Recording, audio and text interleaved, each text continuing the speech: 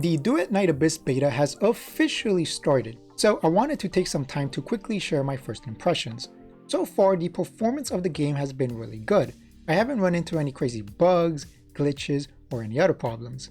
Considering this is just the first beta, this is a great sign. It seems that the developers are taking the necessary time to make sure the performance is stable. But of course, my experience is not indicative of everyone's.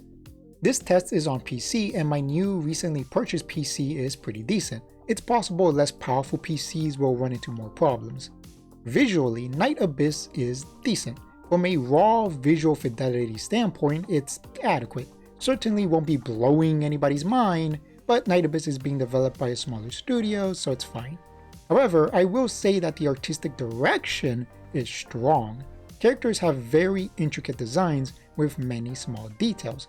Luckily though, from the characters I've seen so far, characters are pleasing to look at, which is impressive because these types of designs can very easily and often fall into extremely cluttered outfits that are impossible to comprehend.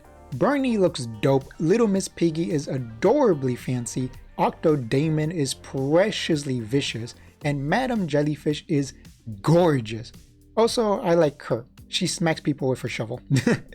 Obviously though, this is a very subjective standpoint. Just because I like the designs doesn't necessarily mean that you will. The world design so far has been pretty good. Night Abyss has some great scenic views. The mandatory Breath of the Wild moment was beautiful. The seaside village is quaint. The ancient temple was a bit generic but nice looking. The starting city looks nice. I haven't come across any super interesting or original locations, but I'm still early in the game, so fingers crossed. Some things in the game do seem to be under detail, but that's of course something that can be improved with time. Remember, this is just the first beta, this is nowhere near indicative of the final project. The game is not open world, rather it has curated levels to run through and explore. And so far, it's fun. Plenty of treasure chests, puzzles, and random items you can find throughout the levels. Combat is great. Fast-paced, responsive, and intuitive. Characters can equip one gun and melee weapon at a time. But what's great is that characters are not locked to a specific weapon type.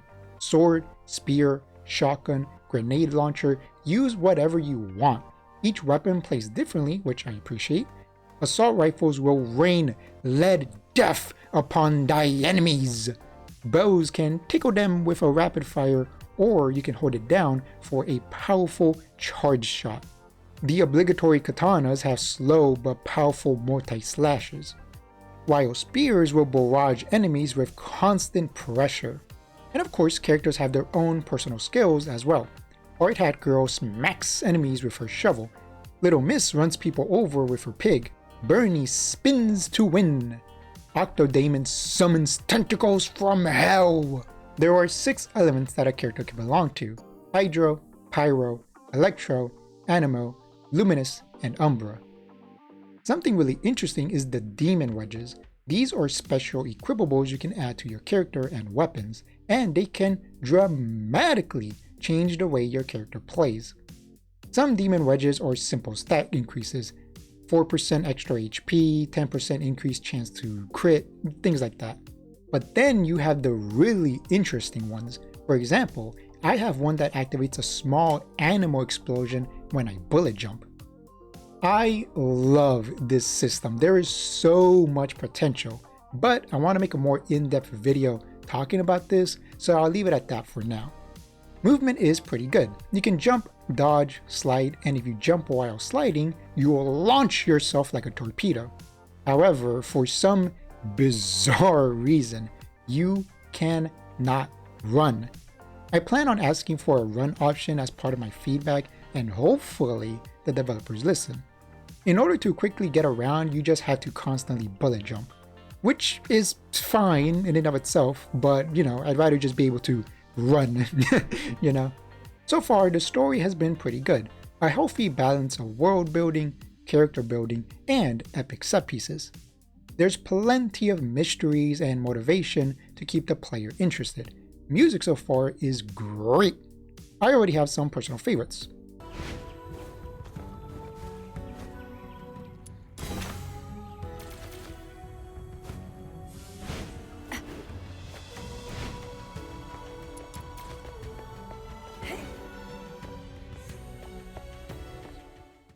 voice acting is surprisingly strong. As you can see, I have demonic appendages on my head. No other Lunos have these. So, I'm Luno the Demon King, different and unique. Perhaps I was meant to lead the Lunos and dominate the world. The only character that was bad is Bernie. However, she is clearly a very early character. She was in the original reveal trailer all the way back in October 2023. So I'm hoping that her voice lines are just old and she will improve with time. The banner system is pretty good. There's only one standard banner where you can get either a 5-star weapon or a character, and has a pity system of 90. If you haven't gotten a 5-star, you are guaranteed to get one on your 90th summon. The premium banner is interesting. The weapon banner has a pity of 80 and only has one 5-star, the featured 5-star weapon. So you will always get the premium weapon every time you get a 5-star, which is amazing. This is a great free-to-play friendly system. What's interesting is the character banner. There are two. One banner has a 100% pull rate.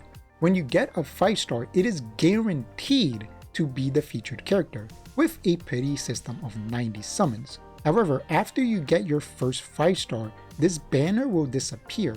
If you want more copies of the featured character, you have to start summoning on the 50/50 banner. The first 5-star you get has a 50% chance of being the featured character or one of the permanent standard characters. If you lose the 50, the next 5-star is guaranteed to be the featured character, and it has a pity of 90. This is simultaneously a very free-to-play friendly system and not free-to-play friendly. The 100% pull rate banner is amazing because that means you are guaranteed to get the premium weapon and character, worst case scenario, in 170 summons. However, the fact that the 100% banner disappears and you have to start summoning on the 50/50 banner is really odd. But hey, the company has to make money some way, so fine, whatever, I get it. Something that genuinely shocked me was the customization options. You can unlock various little accessories in the game to equip your character. Currently, there are 4 different areas: head, face, hip, and back. But it's possible they can add more in the future, for example, some kind of leg accessory. And before you ask, no, there are no different outfits, aka skins, at least not in the beta. Obviously, when the game fully releases, they most likely will release skins. Personally, the thing I'm interested in the most is the reputation system. During cutscenes, you will get various dialogue options, and sometimes, depending on what you say, your reputation will increase in one of 5 distinct ways. Say something rude, confront someone, or trick them and you'll get chaos, or maybe you'll get wisdom, who knows? Say something profound or a clever comeback and once again, gain wisdom, or maybe you'll get wealthy, or maybe you'll get morality. Who knows? It's a pretty interesting system.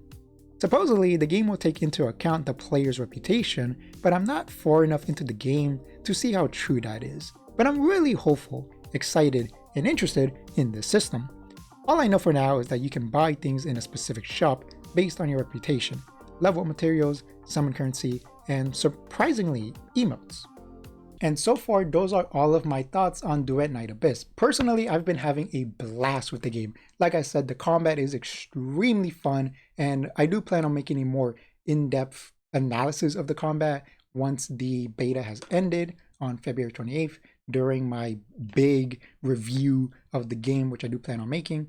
And like I said, I do plan on making a separate video for Demon Wedges, so look out for that in a couple of days. I don't know when it'll come out. It'll come out eventually. I want to progress further into the game and unlock more stuff before I really go deep into the system. But yeah, Duet Night Abyss is great. I've been looking forward to this game ever since it was first announced back in October of 2023. It's been over a year, and it was worth the wait, man, because this game is amazing so far. Anyways, those are all of my first impressions. So yeah, hope you liked the video. Feel free to leave a like, dislike, comment, subscribe, or don't. It's up to you. And I will see you guys later. Bye-bye.